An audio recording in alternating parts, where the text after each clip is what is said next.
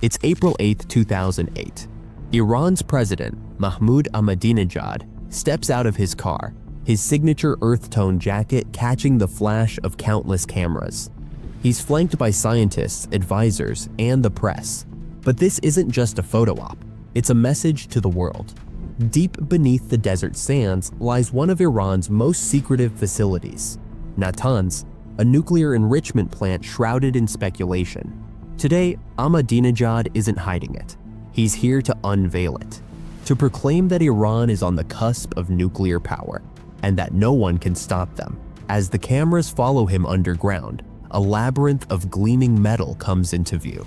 Halls lined with centrifuges hum relentlessly, enriching uranium for nuclear energy. Or perhaps something more ominous. This is where science and strategy collide. And while Ahmadinejad marvels at the progress, one detail in the crowd sends ripples through intelligence agencies worldwide. Iran's defense minister, Mostafa Mohammad-Najjar, standing at his side. A defense minister touring a peaceful energy facility? To many, Najjar's presence signals something darker, a veiled ambition for weapons, not power. Ahmadinejad leans over a monitor, engrossed in the display of Natanz's capabilities. Rows of green cubes flicker on the screen, each representing a centrifuge hard at work. But nestled among them are a few red cubes. Malfunctions. What caused them? Thousands of miles away, at the NSA headquarters in Maryland, a team of analysts studies the image. These aren't field agents or operatives, just a group of hackers armed with code and creativity. They know the answer. Those red cubes are their handiwork. Behind the scenes, a silent war is unfolding. Operation Olympic Games, a top-secret mission to infiltrate Iran's nuclear program, is in motion. At its heart lies a groundbreaking weapon, a computer worm capable of destroying physical infrastructure. You know its name, Stuxnet, the first cyber weapon designed to cause real-world damage.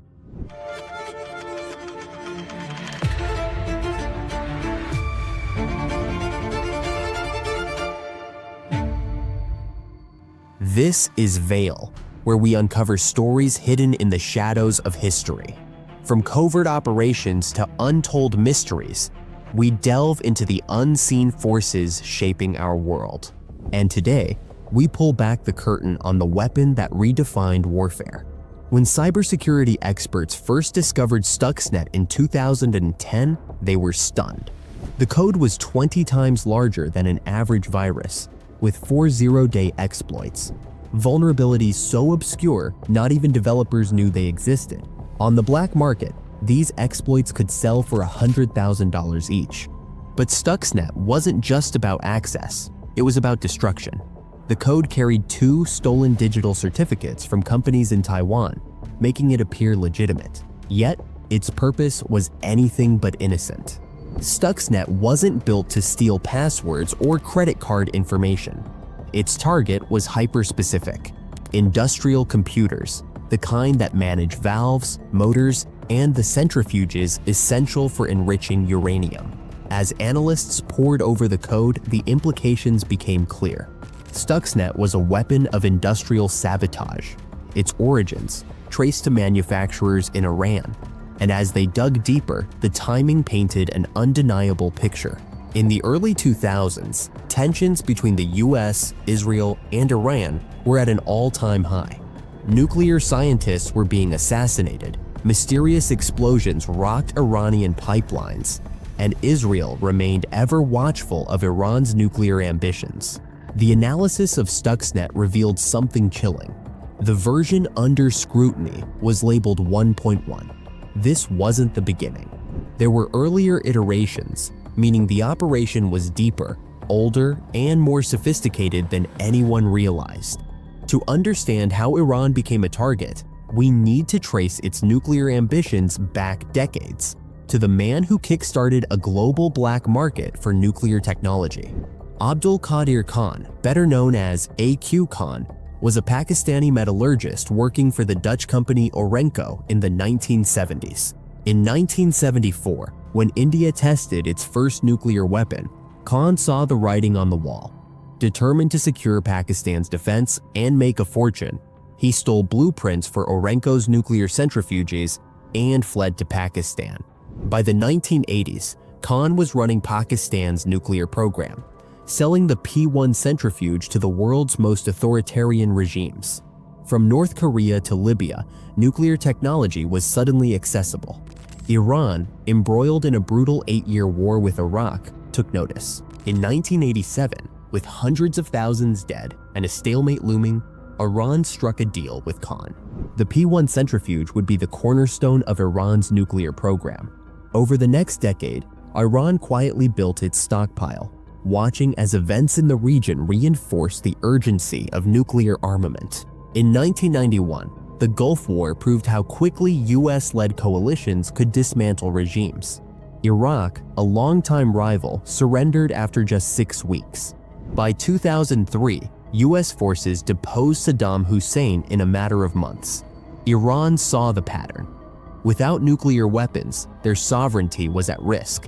Determined to secure their future, Iran constructed a secret enrichment facility in Natanz, nestled in the shadow of remote, snow-capped mountains. Using Khan's centrifuges, Iranian scientists worked relentlessly to enrich uranium.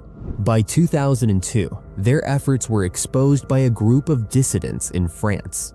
Natanz was no longer a secret. Under pressure from the International Atomic Energy Agency, (EA), the US, and the United Nations, Iran insisted their program was for energy, not weapons. In 2004, Iran entered the Paris Agreement, agreeing to suspend enrichment while negotiating with France, Germany, and the UK. But while Europe pursued diplomacy, the US and Israel took a different approach. In 2003, intelligence agencies seized a cargo ship carrying nuclear centrifuges bound for Libya, a massive breakthrough in tracking nuclear proliferation. While this was a devastating blow to Libya's nuclear ambitions, it offered something far more valuable: a glimpse into Iran's nuclear program. The centrifuges were strikingly similar to the P1 models designed by A.Q. Khan, the architect of Iran's nuclear blueprint. Without hesitation, the US shipped the equipment to Oak Ridge National Laboratory in Tennessee and the Negev Nuclear Research Center in Israel. There, scientists and engineers dismantled the machines, studied their vulnerabilities, and began designing modified versions. The target was clear: Iran's next-generation P2 centrifuges. But while the centrifuges were being reverse-engineered, a new player entered the stage. In 2005, Mahmoud Ahmadinejad, a hardline fundamentalist, was elected president of Iran. A veteran of conflicts and a staunch nationalist, Ahmadinejad had one goal: ensure Iran's sovereignty through nuclear deterrence. Shortly after taking office, Ahmadinejad withdrew Iran from the 2004 Paris Agreement, reigniting its nuclear program with unprecedented vigor. However, Iran faced a persistent obstacle. Its centrifuges were unreliable, prone to wear and tear long before they could refine enough uranium for nuclear fuel or weapons. The solution was industrial innovation, a cascade system. By connecting centrifuges in intricate networks of pipes, valves, and programmable logic controllers, Iran created a system that could continue enrichment even if individual centrifuges failed. At the Natanz nuclear enrichment facility, deep beneath layers of security, these cascades roared to life. But Iran's innovation was also its Achilles heel. By introducing industrial computers to manage their operations, they inadvertently opened the door to vulnerabilities. If hackers could infiltrate the cascade network, they could unleash chaos, or worse, catastrophic failure. And that's exactly what the US National Security Agency and Israel's Mossad were working on. At Fort Meade, Maryland, and Sandia National Laboratories in New Mexico, NSA operatives, on-net operators as they were called, crafted a code designed to manipulate the same industrial systems Iran relied upon. Israeli intelligence worked alongside them, adding layers of sophistication to the weapon. The first tests were run on the confiscated P1 centrifuges, configured in a cascade identical to Natanz's system. With no uranium in the machines, The operatives uploaded the code, an early version of Stuxnet. At first, the centrifuges hummed as expected, but then a shrill, piercing whine filled the air. The machines began spinning wildly out of control, vibrating violently. Seconds later, metal shredded against metal as the centrifuges tore themselves apart. The remains of a destroyed centrifuge were packed up and flown to Washington, D.C. In the Situation Room, intelligence officers laid the mangled machine before President George W. Bush. As they explained the cause, a computer worm capable of sabotaging industrial infrastructure, the president picked up a jagged piece of debris. After a long pause, he nodded. "I think this might be worth it," he said. Operation Olympic Games was officially underway. But there was a problem. The Natanz facility was virtually impenetrable. Its network was air-gapped, meaning it wasn't connected to the internet. Without direct access, Stuxnet would remain dormant. The CIA turned to the Dutch intelligence agency, AIVD, which had already begun infiltrating Natanz. Their solution, a mole. The mole, an Iranian engineer working for a front company, gained entry to Natanz in 2007. By then, the facility housed over 1,700 centrifuges, running at full capacity. The stakes were higher than ever. Armed with a USB stick, the mole passed through layers of security. Anti-aircraft guns pointed skyward, checkpoints bristling with guards, and an elevator descending over 50 feet underground. Deep within the heart of Natanz, the engineer reached a computer terminal. With steady hands, he inserted the USB stick. The payload, a carefully crafted worm, was transferred to the system. The mole removed the drive, unaware of the Pandora's box he had just opened. At that moment, Stuxnet began its journey, silently infiltrating the Natanz network.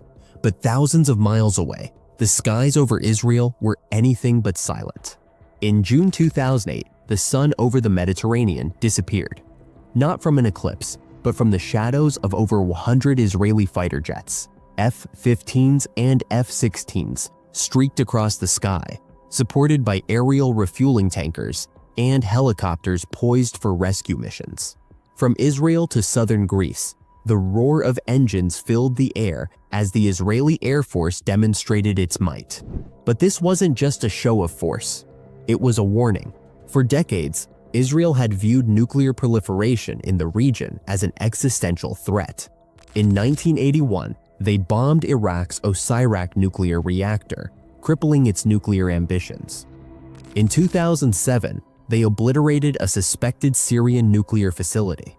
Now, in 2008, they were preparing for the unthinkable, an attack on Iran's nuclear site at Natanz. For the US, this was a nightmare scenario. Bombing Natanz would almost certainly ignite a regional war.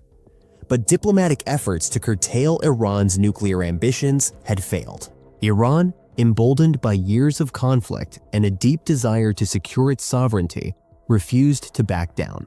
There was, however, another option. A weapon already in play, a silent weapon. Stuxnet wasn't designed to destroy Natanz outright. Its purpose was subtler, to undermine Iran's nuclear program from within, delaying progress so thoroughly that a bomb would never be built. It was sabotage by attrition. The first version of Stuxnet, uploaded by the Dutch mole, was deliberately subtle.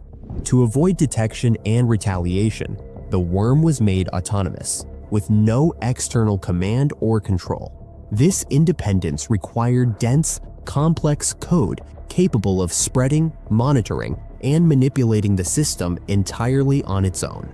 Its first task was to infiltrate every computer in the Natanz network, mapping the facility's operations. Stuxnet then focused on the industrial logic controllers, regulating the centrifuge cascades. It recorded normal operating data, pressures, speeds, and temperatures, and saved it.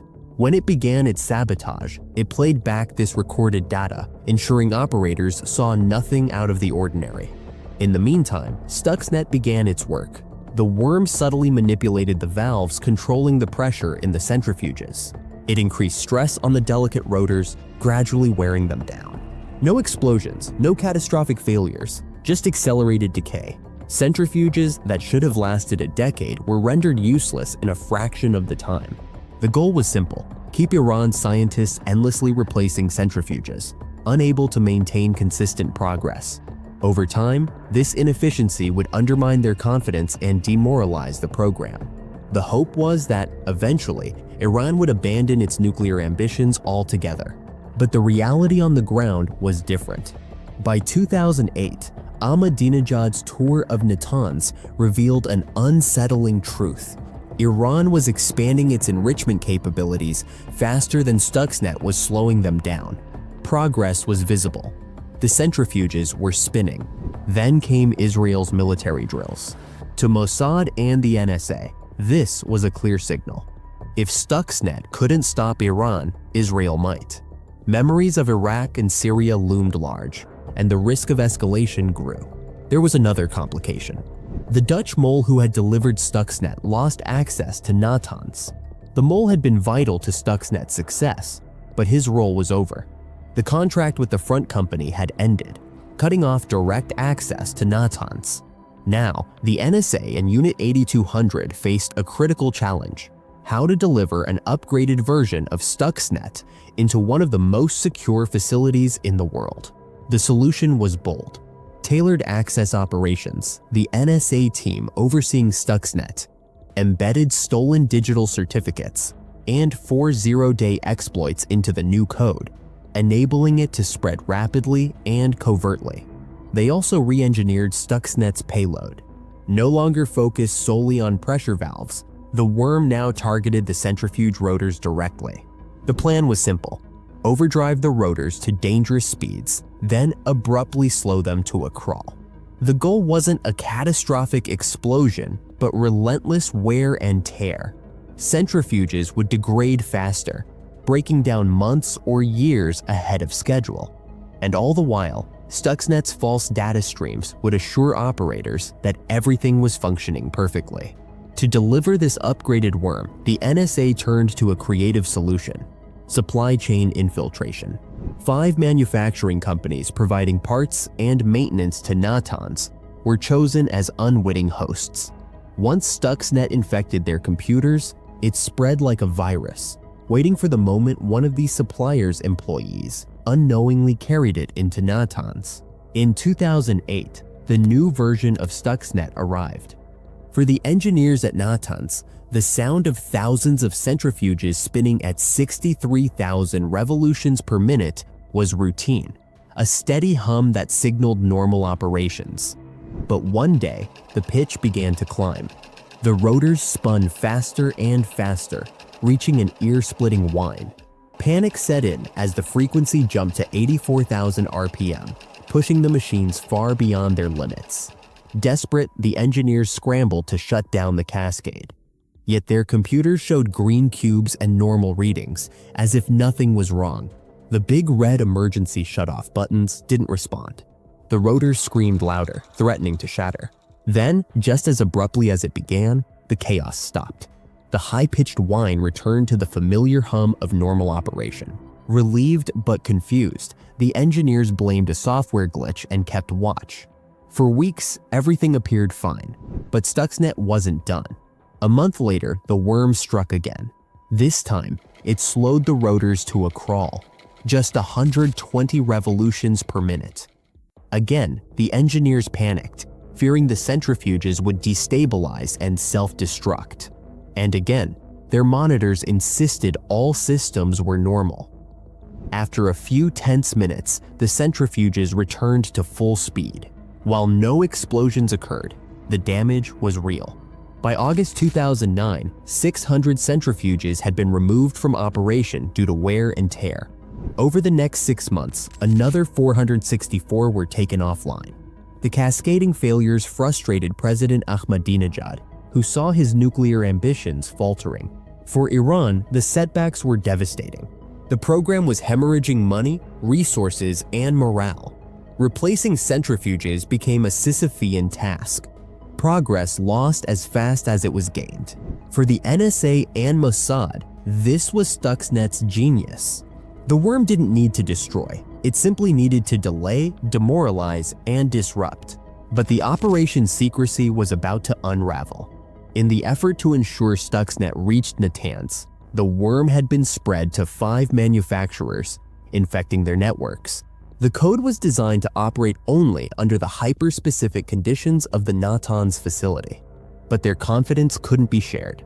They couldn't explain it to the world, or even to their own governments. That silence would prove costly. On a sunny day in June 2010, Sergei Olesin, a cybersecurity professional in Belarus, attended a wedding when his phone buzzed. A client in Iran was reporting repeated computer crashes, blue screens of death, and unexplained reboots, even on freshly installed systems. By Monday, Sergei remotely accessed the affected network. What he found stunned him. The malware infecting his client's machines was unlike anything he had ever seen. It used a rootkit to hide itself, leveraged stolen digital certificates to bypass security protocols, and exhibited a level of complexity far beyond the capabilities of typical cybercriminals. Sergei shared his findings online, igniting a global frenzy among cybersecurity experts. Within months, the world was racing to uncover the truth about the worm that would soon be named Stuxnet.